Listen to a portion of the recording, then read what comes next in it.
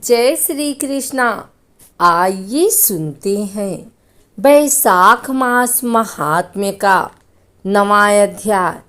मैथिल ने पूछा, हे ब्राह्मण, अब आप कृपा कर यह बताएं कि इस प्रकार जब कामदेव का नाश हो गया तो फिर वह दोबारा किस प्रकार उत्पन्न हुआ।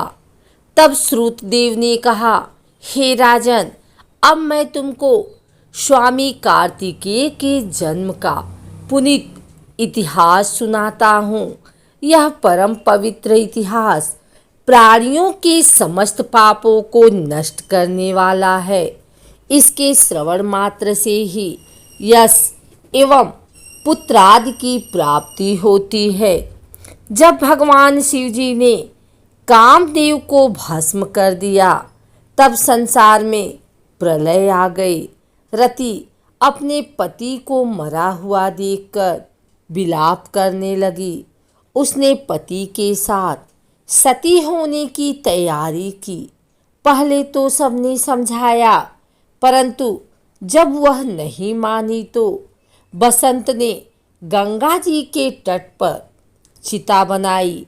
रति नदी में स्नान कर सती होने की इच्छा से जब चिता पर चढ़ने लगी तभी यह आकाशवाणी हुई, हे कल्याणी, तू चिता में प्रवेश मत कर, तेरा पति शीघ्र ही जन्म लेगा। वह यदुकुल में भगवान श्री कृष्ण की महारानी रुक्मिणी के गर्भ से उत्पन्न होगा और प्रद्युम्न नाम से विख्यात होगा। भगवान ब्रह्मा के श्राप के द्वारा तुझे संबर के घर में जन्म लेना होगा। फिर वही तेरा प्रद्युम्न से विवाह होगा। उस आकाशवाणी को श्रवण करने के उपरांत रति ने चिता में प्रवेश नहीं किया। वह भगवान शंकर की शरण में जा पहुंची। तब महादेव जी ने उसे अभय दान देते हुए यह कहा, हे शुभगे, कलयुग में तेरा पति अंग वाले की तरह मरा हुआ दिखाई देगा। वह अनंग नाम से विख्यात होगा। उससे कोई जीव बच नहीं सकेगा। पूर्व समय में तेरा पति सुंदर नामक राजा था। उस जन्म में तू उसकी पत्नी रजशंकर कारुणी हुई थी। इसी से तेरी यह दशा हुई है। अब तू बैसाख मास का सेवन कर। तू नित्य ब्रह्म मुहूर्त में पतित पावनी गंगा जी में स्नान कर भगवान विष्णु का पूजन करके उनके निर्मल चरित्र को श्रवण करना। इस पुनीत मास में तू अशून्य शयन नामक व्रत को धारण करना। ऐसा करने से तेरा पति निश्चय ही तुझे प्राप्त होगा। इस प्रकार आश्वासन प्राप्त होने पर रति को धैर्य बंधा। फिर पुनीत बैसाख मास के आने पर जब उसने गंगा जी में स्नान करके अशून्य शयन व्रत को धारण किया तो उसे तत्काल ही कामदेव दिखाई भी दिया। कामदेव ने बैसाख मास का सेवन नहीं किया था।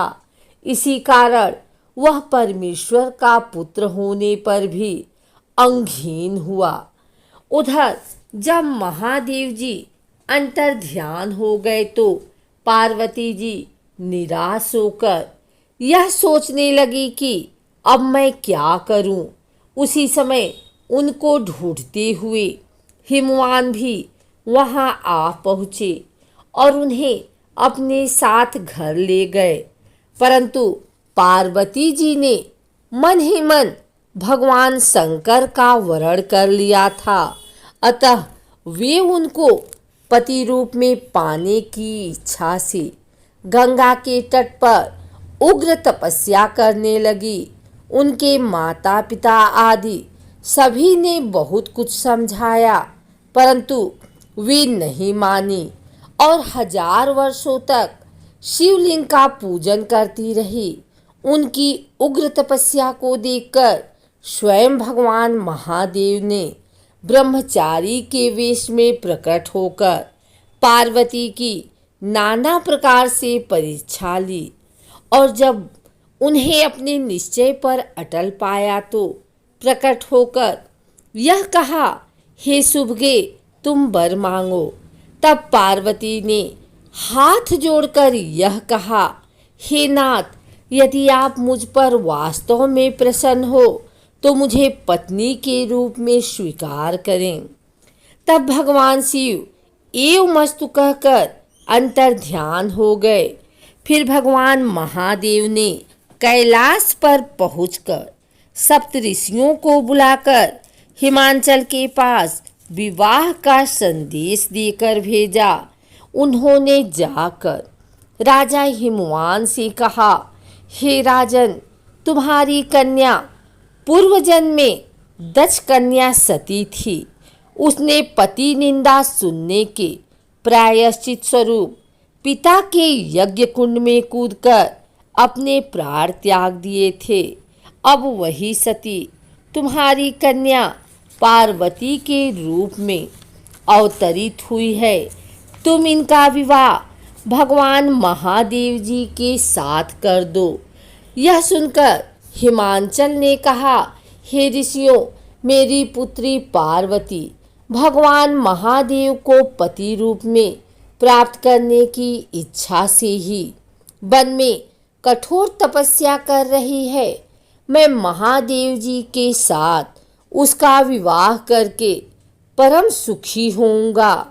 हिमाचल के इस उत्तर को सुनकर सप्तऋषि परम संतुष्ट हुए तथा महादेव जी और पार्वती के विवाह की बात सुनिश्चित करके कैलाश पर्वत पर चले गए।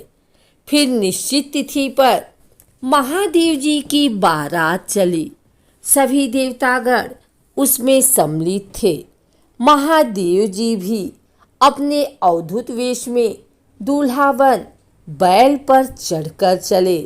उनके सभी भूतगण अपनी अपनी विकट वेशभूषा में उनके साथ थे।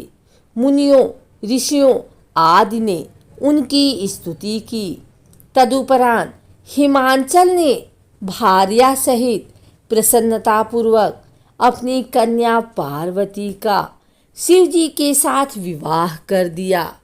शिव पार्वती का विवाह होते ही समस्त लोकों में प्रसन्नता छा गई।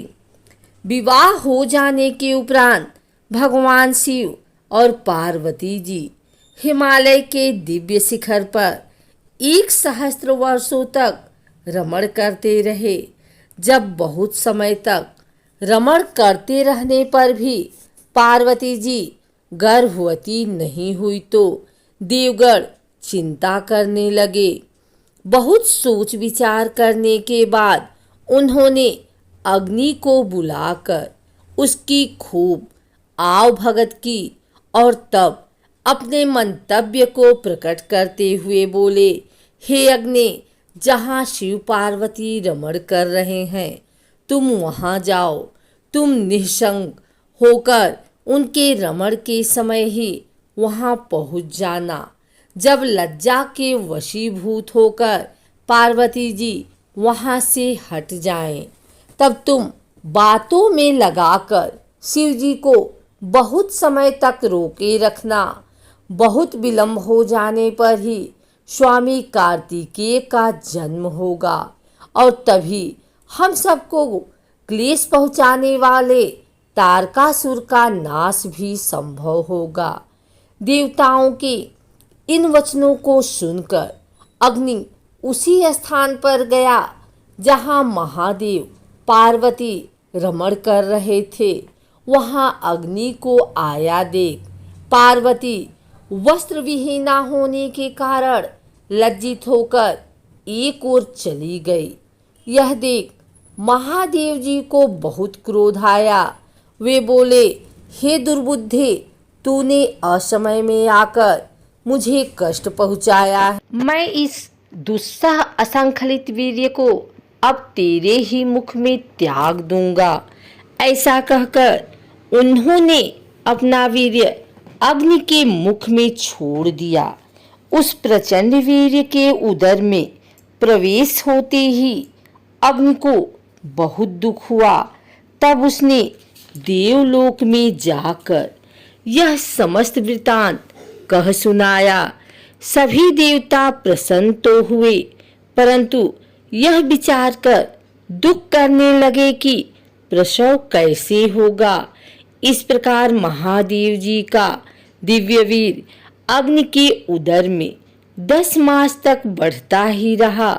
तब सभी देवता गंगा जी के पास पहुंचकर अति विनीत शब्दों में बोले, हे गंगे, महादेव जी का दिव्यवीर अग्नि के उदर में बढ़ चुका है, परंतु वह स्त्री न होने के कारण प्रसव नहीं कर सकता।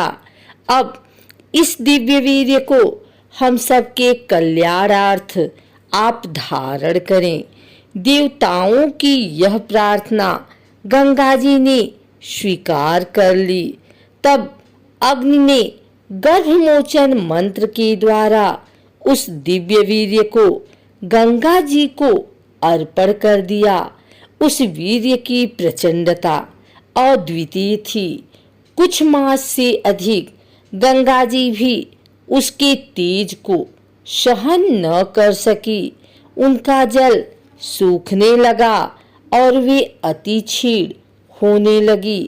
तब उन्होंने भी व्याकुल होकर उसे त्याग दिया। इस प्रकार वह तेजोमय गर्भ सरपतों सरकंडों में गिरकर 6 भागों में बट गया। कुछ काल व्यतीत होने पर ब्रह्मा जी की भेजी हुई 6 कीर्तिकाएं वहां जा पहुंची। उन्होंने सरकंडों में पड़े उस गर्भ के सभी खंडों को एकत्रित कर 6 मुख वाले एक पुरुष का निर्माण किया। वह बालक उन्हीं सरकंडों में कुछ समय तक पड़ा रहा। कोई उसका रक्षक नहीं था। इस घटना के कुछ समय व्यतीत होने पर महादेव जी और पार्वती बैल पर चढ़े हुए जब उधर होकर निकले तो उस बालक को देखते ही पार्वती जी के स्तनों से दूध की धारा टपकने लगी। उस समय आश्चर्यचकित होकर पार्वती जी ने महादेव जी से इसका कारण पूछा तो महादेव जी ने पार्वती जी को उस पिछली घटना की याद दिलाई जब रमण करते समय अग्नि आ पहुंचा था और वे लज्जावश अलग हट गई थी। उस संपूर्ण प्रसंग को सुनाते हुए शिवजी ने कहा, यहाँ सरकंडों में पड़ा हुआ यह 6 मुख वाला वही बालक है। यह तुम्हारा ही पुत्र है, तुम इसे ग्रहण करो। यह तुम्हारा औरस पुत्र है। यह महाबली और भगवान विष्णु के समान पराक्रमी होगा। महादेव जी के इन वचनों को सुनकर पार्वती जी ने उस बालक को गोदी में उठा लिया और स्नेह के साथ उसको दुलारते हुए स्तनपान कराने लगी। फिर पार्वती जी ने कैलाश पर्वत पर लाकर उसका बड़े ही सुंदर ढंग से पालन पोषण किया। हे राजन, कुमार कार्तिकेय की यह जन्म कथा परम पवित्र है। इसको नित्य श्रवण करने तथा पाठ करने से प्राणी को पुत्र पौत्र आदि की प्राप्ति होती है। वैशाख मास में धर्म का आचरण करने वाली जो भी स्त्री इसे श्रवण करती है वह कभी विधवा नहीं होती। इस पुनीत वैशाख मास के सेवन से ही बिना शरीर वाला कामदेव भी शरीर वाला हो गया।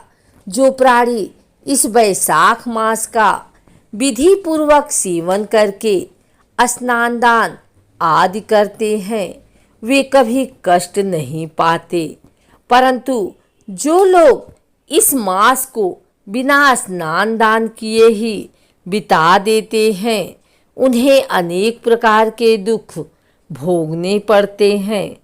यह महीना सबके लिए धर्म कृत्य करने योग्य है।